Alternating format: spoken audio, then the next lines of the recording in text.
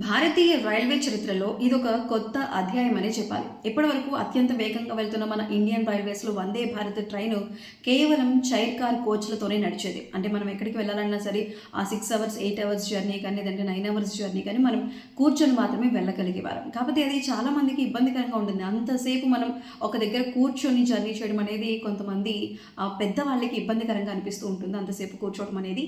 అయితే దానికి సంబంధించి ఇప్పుడు భారత రైల్వే ఈ వందే భారత్‌లోనే స్లీపర్ వెర్షన్ని మన ముందుకు తీసుకురాబోతుంది. దానికి సంబంధించిన ట్రయల్ అయితే కంప్లీట్ అయింది.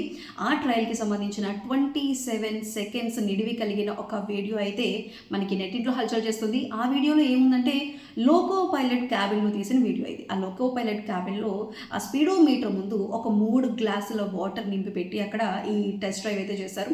ఈ ట్రయల్‌కి సంబంధించి ఏంటంటే అక్కడ స్పీడోమీటర్‌లో మనకి ఆ ట్రైన్ వేగం కనిపిస్తుంది. ఆ ట్రైన్ వేగం 180 కిలోమీటర్ల వరకు వెళ్ళినా సరే ఆ 3 గ్లాసులో ఉన్న నీళ్లు ఒక్క చుక్క కూడా బయటికి ఒలగలేదు.